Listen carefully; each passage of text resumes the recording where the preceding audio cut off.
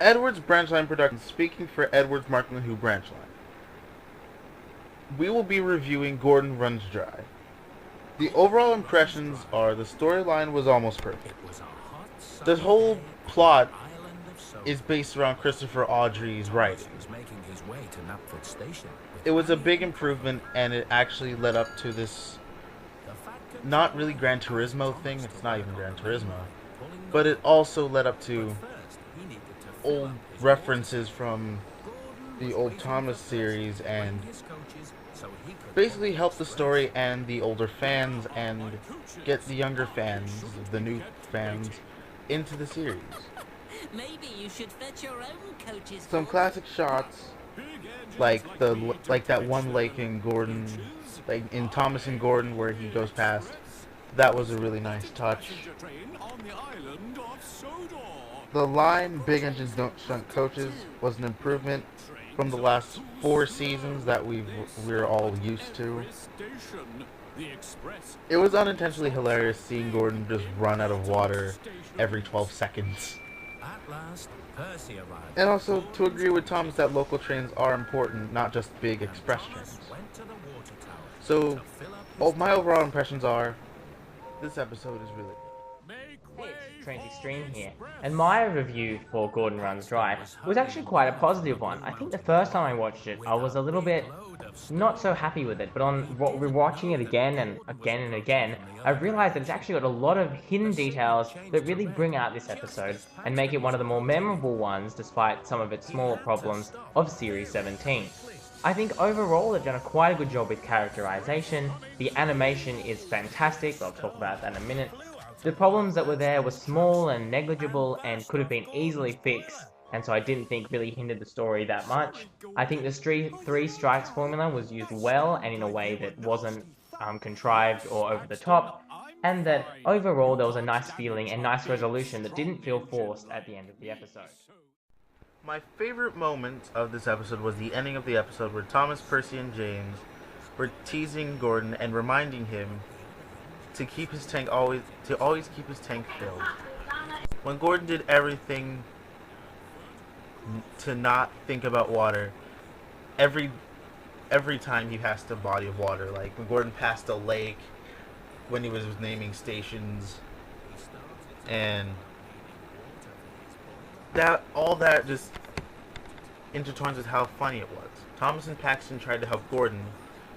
Gordon didn't want Paxton's help just because he was a diesel. I find that wrong. And when Thomas took Gordon's passengers over to the next station, Paxton was left to shunt Gordon to the steamworks to get his boiler fixed, since there was a stone. And just to get out of his bad predicament, Gordon was back pulling the express again. If I was to go through and list all the things I liked about this episode, I'd be here for quite a long time. I mean, I love the explanation of the local versus the express to get some education that wasn't, really straightforward and really stupid, like when we had old Percy who was asking really dumb questions, but was a legitimate question that was well explained. I liked that. I liked the use of the passengers, the way we had the new camera angles and the new animation, which I really like and I think really reminds me of the classic series. I like the new music. I think it's quite light and quite interesting and really reflects the kind of Thomas and Friends universe. You've got such things as, the flag, which is a nice little detail when Gordon's being pulled over. The coaches, when we've got 4 express coaches now instead of just 2, which we were having there for a while. And although I think the design of them is a bit weird, a bit too narrow, I can live for that because it's just something fresh that they've done with them and that's okay. And then I really enjoyed the way that Gordon left his brakes on intentionally because he didn't really want Paxton's help. As Edward Branchline Productions said, that's quite a clever moment and really shows how stuck up Gordon is and it's very true to his character.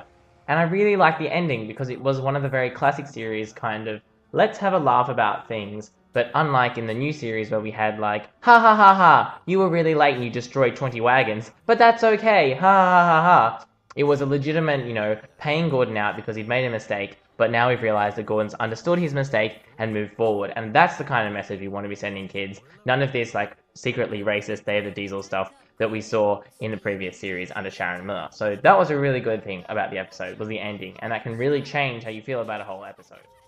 Areas of improvement. Well, I think the only improvement for me is to just stay away from season 8. I don't remember which episode it was where stones were flying when Paxton slammed on his brakes and a stone came out from one of the cars. If I do remember, the title will appear on the screen. But other than that, and Gordon stopping to take on water because he didn't realize that his boiler was dented by a stone, it should have been put into more detail and just explained a little bit. Other than that, I enjoyed it. I've got a few more issues with this episode than Edward Branchline Productions. I think the main thing that I thought was a little bit off was the way that his boiler was running dry. And I mean, in real life, if a boiler ran dry, an engine would explode. So I think it would have made more sense for them to say, oh, his tender was running low on water or something, and have him actually have a hole taken in his tender. Because A, he's less likely to notice it. B, it's more likely to leak from the tender because there's a lot more water under there, and you wouldn't have the risk of an explosion, which would be very dangerous. And C, it was also made more sense for the water that was dropping onto the tracks, because it would more likely drop from the tender rather than having to drop off the running plate underneath the wheels, which it did in the episode as that was implied. That was the main thing. The only other couple of little things that I didn't like was, as I've already explained, the wet track didn't make a lot of sense. And how we had the nondescript landscape. I thought when Gordon was pulling the express, it was very boring. It was just the same trees, the same bushes and everything. And I think it would have been better to see him, passing through more stations, going over more things like, past the lake and past the river and that kind of thing, or through a forest. Because I think the mainline animation there was just a little bit lacking, and especially because so much of it was about, him going along. I think that, I would have improved the episode to have a little bit more background variety in the episode. But apart from that, that's pretty much it for me on the negative side, which is pretty good for a post-Series 7 episode. My final thoughts on Gordon are this. The episode throughout was amazing. I didn't realize that Season 17 would be that Kickstarter that... I know this isn't the first episode of Season 17, but King of the Row, it was a great movie, and Andrew Brenner is doing a really great job with the writing, the direction, the directing of the entire story. Mark Morgahan, amazing narrator, and everything else about the story was amazing. The only one or two problems I had with it, the story could have been executed a little better. My ranking, out of a 1 to 10, it gets a 9.5. What could have been a 10, if Paxton could have told Gordon that there's a rock flying at him, and could have just helped Gordon know that, oh, if Gordon's going to go on like this, he might as well just stop and go to the steamworks before or after he got hit with the stone, even though it's like miles away. Apart from that, that's my ranking on it.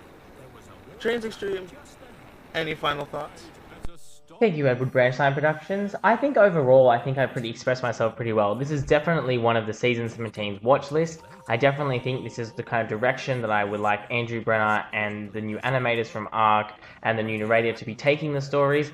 And I think just by fixing up a couple of little things and just really tying together some loose ends and really strengthening what they're doing, this is a really exciting phase of the Thomas franchise, and I think this is really going to give hope to a lot of the older fans who've been disheartened by the new CGI series and by extension, a lot of the hit and post-hit series. So if I was going to rate it, I'd probably give it about, an 8 out of 10, because it's not my favorite episode, only because Gordon's not one of my most favorite characters, and those couple of little things were repeated just a little bit too often for me to give it a really high rating, but definitely a must-see episode, and we hope that it continues like this in the future. So, in that sense, thanks for watching/listening, and that's all we've got time for now. From Edward's Marklin Branchline. Thanks for watching.